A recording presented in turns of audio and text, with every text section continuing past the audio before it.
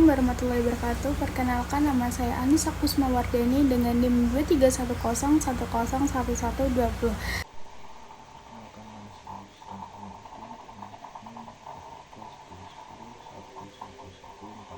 Perkenalkan, nama saya Rizkyana Permatasari dengan NIM belakang 153. Di sini saya perwakilan dari kelompok 9 akan membahas tentang bab 7, yaitu tentang pasar modal Indonesia. Nah, sebelum itu kita akan membahas dua materi di sini, yaitu ada definisi pasar modal dan sejarah pasar modal. Nah, yang pertama yaitu definisi pasar modal. Pasar modal itu apa sih? Nah, pasar modal ini sendiri adalah suatu sistem atau mekanisme yang mempertemukan pihak yang ingin membutuhkan dana panjang atau emiten dengan pihak yang memiliki dana dan ingin berinvestasi, atau kita bisa sebut dengan investor.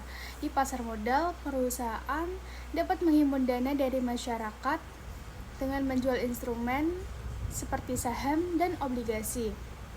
Selain berfungsi sebagai sarana investasi, pasar modal ini juga berperan penting dalam pertumbuhan ekonomi karena membantu pembiayaan sektor swasta dan publik secara transparan dan efisien. Yang kemudian yang B yaitu sejarah pasar modal Indonesia. Nah, sejarah pasar modal Indonesia ini dimulai sejak zaman kolonial Belanda, tepatnya pada tahun 1912 di Batavia. Namun, aktivitas ini sempat terhenti beberapa kali karena beberapa faktor, termasuk kondisi politik dan juga ekonomi.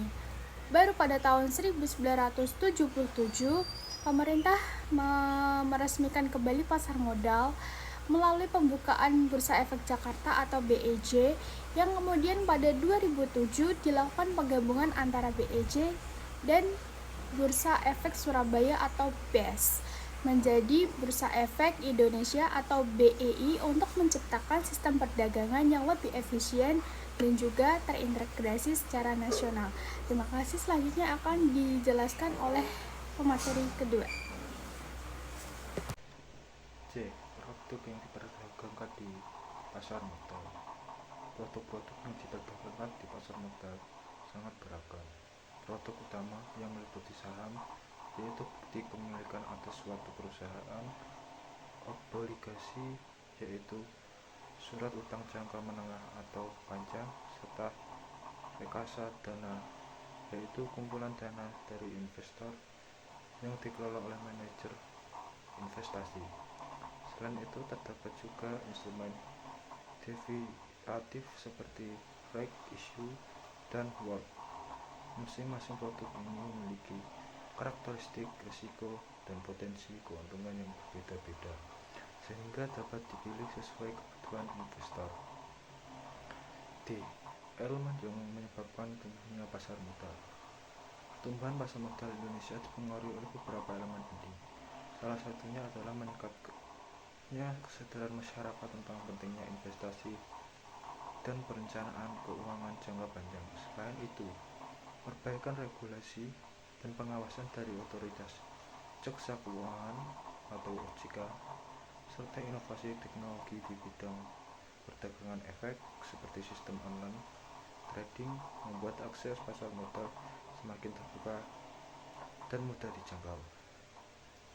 Stabilitas ekonomi dan iklim investasi yang konduktif juga turut mendorong kepercayaan investor untuk menanamkan modalnya.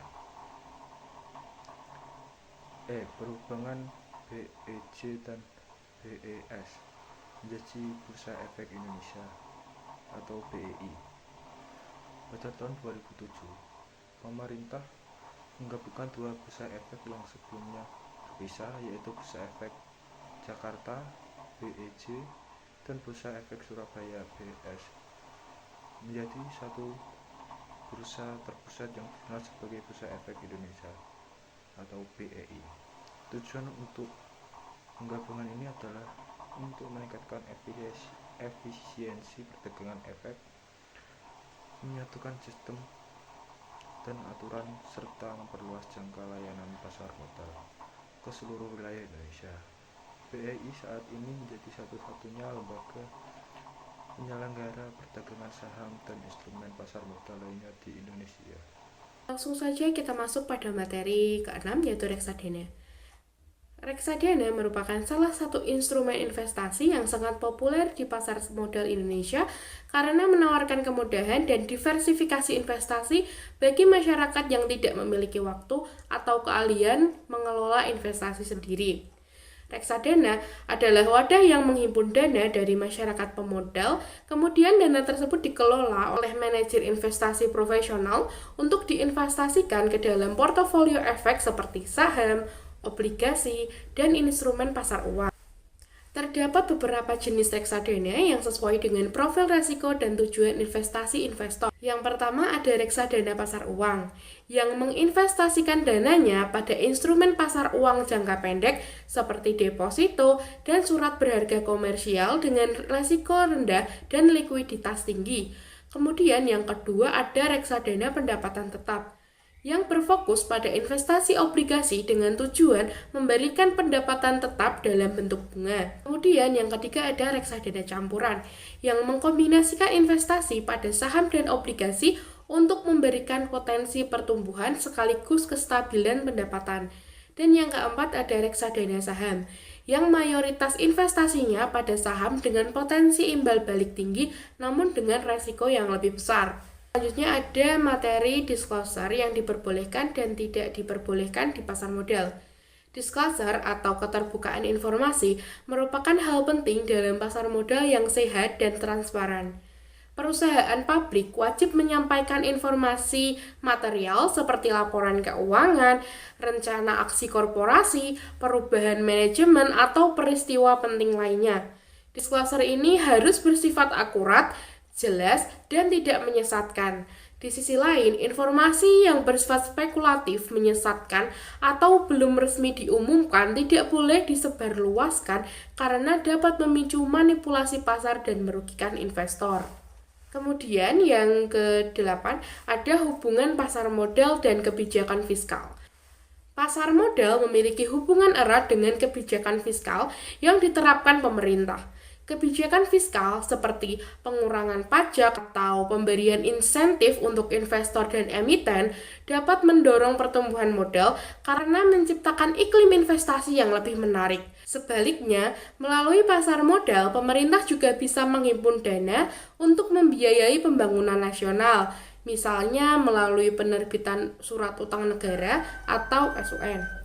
Oleh karena itu, sinkronisasi antara kebijakan fiskal dan pengembangan pasar modal sangat penting bagi kestabilan ekonomi makro.